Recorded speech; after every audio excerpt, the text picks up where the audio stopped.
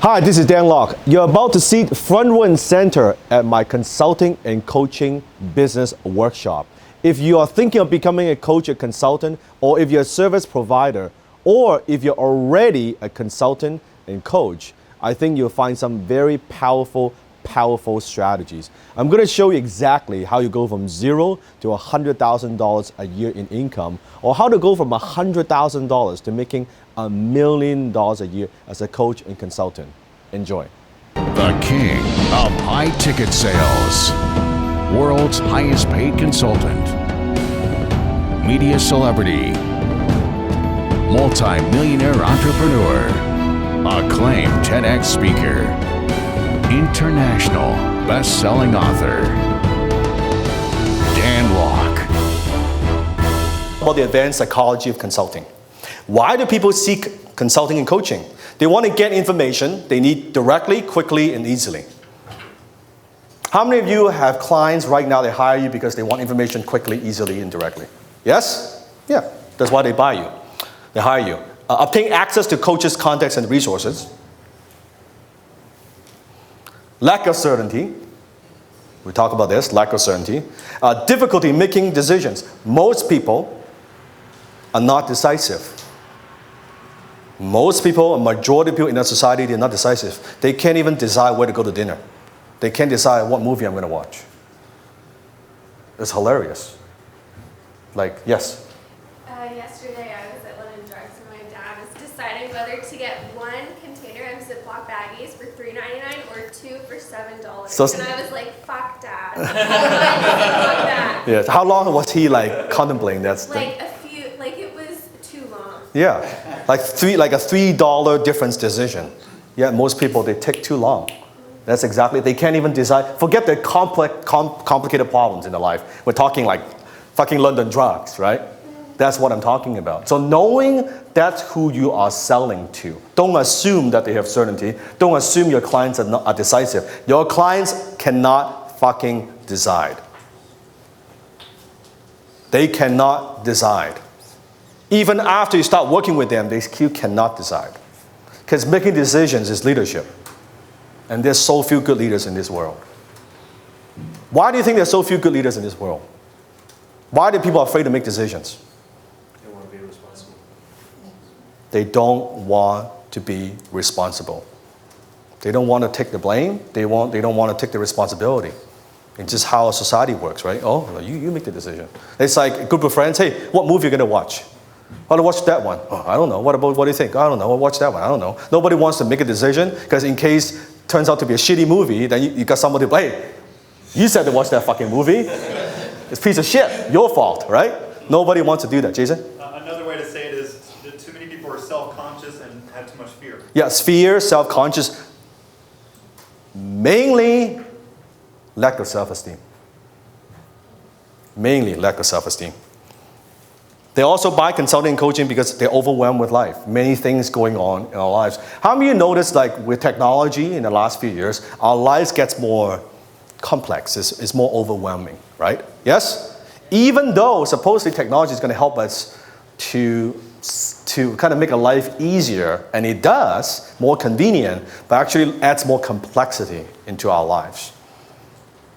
It's very interesting. You go into a restaurant, you go into anything, people, like they're addicted to this cell phone, right? This thing. You know, in my martial art class, my Sifu, my instructor, my mentor, taught me, he said, you know how sometimes people get like blindsided? It's when they're walking down the street like that, right? Suddenly some guy's like, boom, knock them out and then grab the shit, right? It happens. It happens. So his kind of first technique he taught us, don't be like that. So you're watching, you're looking around, right? He teaches me the most bizarre things. He said, the number one break-in in your house is when you're at home. So they pretend they're delivering a package. They ring your doorbell, you open, they rush in. Dan, you gotta be careful. Oh, okay, Sifu, what do? So he does the most bizarre thing, right? Opens the door, it's got a fucking knife here, right? Right? He opens the door, and then you see the mailman, and then you do your thing, right? That's how he does it. It's got to keep like a machete this long next to his bed. Like next to his bed, right? Like he touches nobody. Now I think that's a little bit extreme, right? A little bit extreme, but there's some like overwhelmed with life, a lot of stuff going on in our lives, right? Overwhelmed with information. How many are overwhelmed with information, right? I have a saying in my book, people are drowning in information, yet they're starving for wisdom. They're drowning in information, yet they're starving for wisdom. Information is just data. Wisdom is knowing what not to do. What are the things I don't need to do? Minimum effort, maximum results. What's the path of least resistance? That's wisdom. Very few people can tell you that. Because very few people have figured that out for themselves. Transfer of responsibility. When they hire a coach or consultant, something goes wrong, they can blame the coach and consultant. Hey, you told me to do that. Not my fault, your fault. So they buy that. I've seen people hire, see, it's fucked up, but let me explain.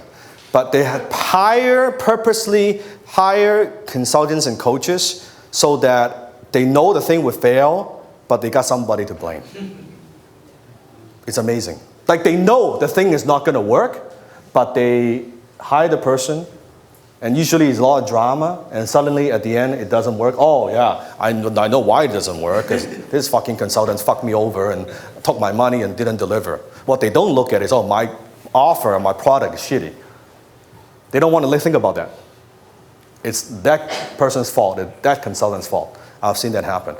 You have no idea how people would go to that extreme just to not take on the responsibility.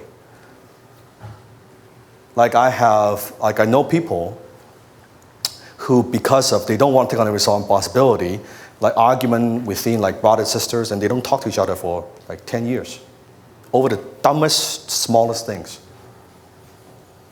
Responsibility.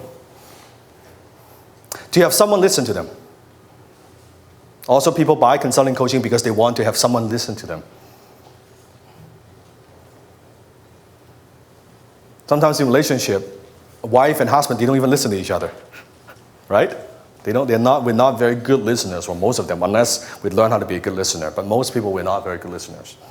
To be able to process with someone, that's interesting. So maybe they have a problem, but they like to process it and talk it out and brainstorm with somebody versus just sit there and think about the problem.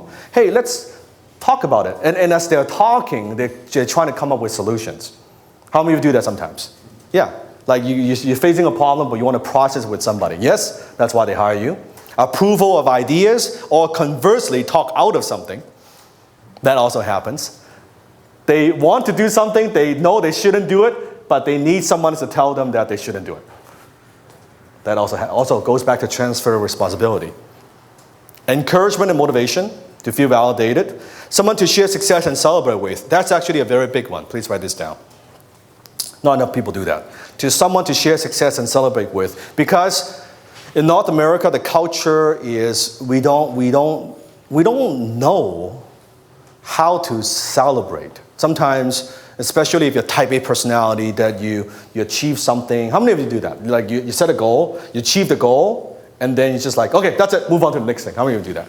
Yeah, you don't take your time to celebrate your success. It's just go, right? So it's healthy to maybe share the success and celebrate that success with somebody.